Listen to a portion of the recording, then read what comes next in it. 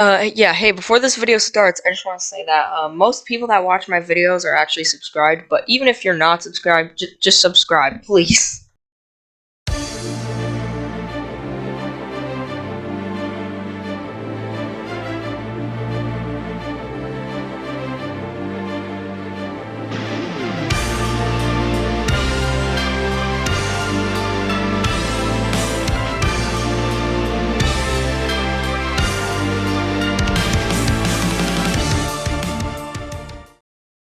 Terraria is a great game, filled with lots of ores, lots of building blocks, and so much creativity while still having a main story behind it. And now someone thought it was a good idea to double Terraria's 5,000 items, and that's what's known as the Calamity mod. And it does a lot. It adds 24 new bosses to Terraria's already 15, and it just adds so much more and so much creativity. So today, I decided I was going to be trying Calamity. However, normal Terraria has two difficulties, normal and expert. Calamity also adds Revengance and death, and I decided to be trying Revengance to make it more difficult because expert and normal pretty easy, and this is 1.3 Terraria, so master mode does not exist. Anyway, I hope you enjoy this video. It took me a long time to make this. Here you go, this is my Revengance experience to how much I've played.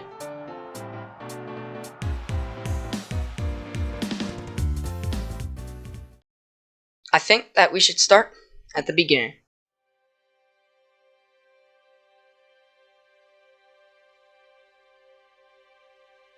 It became nighttime extremely fast, so quickly I set up a small shelter and decided to start getting to work.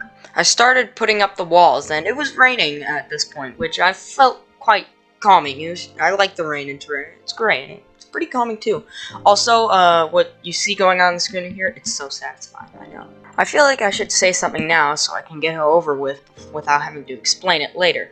There are 4 different classes in Terraria that you can go. Melee, ranged, mage, magic and stuff like that, and summoner, which summons enemies to fight for you.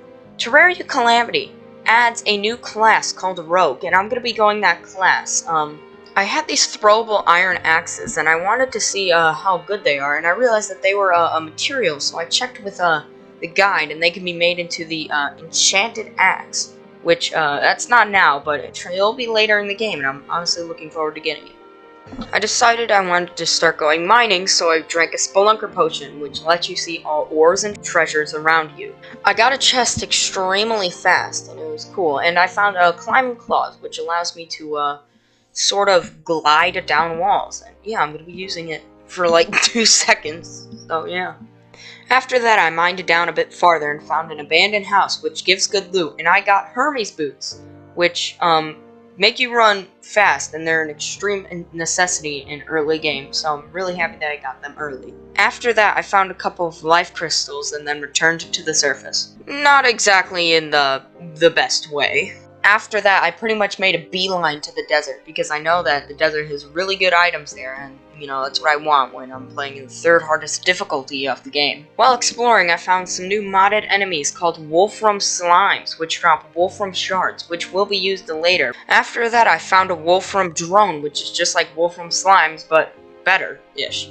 After that, I got an item called the Wolfram Battery, which increases my summoning damage by 7%. If you've been seeing a squirrel follow me lately, yeah, it'll just make that more powerful. There's a squirrel right there. I kept farming Wolfram drones and slimes when it was turning nighttime because they just kept spawning. It was insane. After that string of luck, I decided to make my new pair of armor, Wolfram armor, which helps me with my rogue weapons, and I'll be using it for a long time. After that, I started collecting sand for a new summoning weapon that is crafted between 20 sandstone blocks and 2 desert feathers, which are dropped by vultures. After crafting all of my sandstone blocks, I was able to make the Sun Spirit Staff. Hey, I think it's pretty cool. Oh, after that I decided to do some exploring and saw that the ice biome was extremely close to my house, and there was an ice cave right there, so I decided to go inside and see what I can get. After searching a little bit, I found an abandoned ice house which contained ice skates in the chest. These are an extremely important item later on in the game, so I'm glad I found these now. After that, I found an ice shrine which contained the Tundra Leash, which lets me ride Big Dog. After that, I did some exploring and I found the jungle. Why the heck am I just towering up on a rope? That's when I discovered a new Calamity thing called planetoids. Basically, there's a lot of different planetoids. There's gem planetoids, which contain a gem and a life crystal in the middle, and there's ore planetoids, which just contained a bunch of ore. I was very lucky and I found a diamond planetoid, and that's very lucky. I turned those diamonds into a diamond hook, and I used that for a while. And now I'm trying to find planetoids above my house. What has life become? I found a massive one. I found some herb bags and flower farm material. So now I can make a huge farm, and this is going to be extremely useful later on while making potions. After that, I did more searching of planetoids and got pretty successful. And yeah, there's not much. I didn't find too much, but I just found planetoids and more life crystals. Look at that, it's a dog. No. There you go.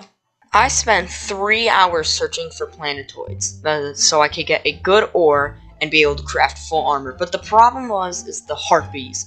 They had too much health and did too much damage, and they spawned like crazy. And it took me 3 hours just to find a decent planetoid. Another sad thing is that I found an enchanted sword shrine, but did not get an enchanted sword. Very, very heartbreaking. And then a blood moon happened, but nothing interesting really happened there, so we can just skip that. After that, I set up a second house so that the merchant could move in, and then decided that I needed to find a better planetoid. And then I finally found it, a silver planetoid. Silver would be able to give me some pretty good armor and a couple of good tools, so I definitely need to mine everything in this planetoid out and make my armor. This is also when I turn on a mod called IMK Sushi's mod.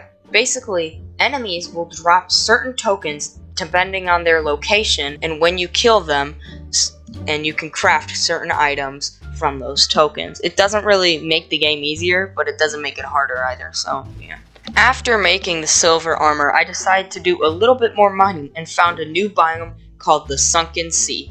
Cue the music, please. The Sunken Sea is a new biome that spawns in the underground desert. Right now, it's not much use, but it's an extremely tranquil and calm place, and honestly, it's just super fun to be in just to listen to the music. Also, this whole time during mining, I was searching for rubies so I could make a boss summoner, and this is where I found them. After selling some extra items to the merchant, I decided now was the time with my rubies to create a boss summoning item for the King Slime. After crafting my slime crowns, I decided now was the time to start preparing for the end of the current, Also, the other person there, I was actually, going to play with my brother, but then I decided not to. Don't worry, we didn't do anything like, major. However, I did not actually need to use my slime crowns, is because a slime rain started. And if you kill 100 slimes during the slime rain, the king slime will spawn. And after lots of murder, he decided to show up.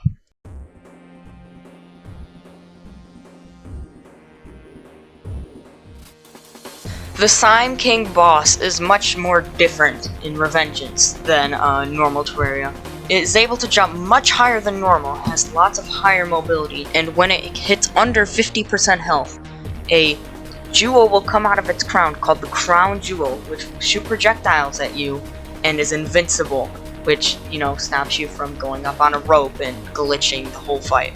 I just glitched the fight though. I trapped him into a tunnel and he really couldn't do anything. When he got under 50% health, the Crown Jewel did not spawn for some reason. And it was an extremely easy win, and I feel kind of bad for cheating it. But, whatever. The game's a game, right? I think. Is it a game? That's the question.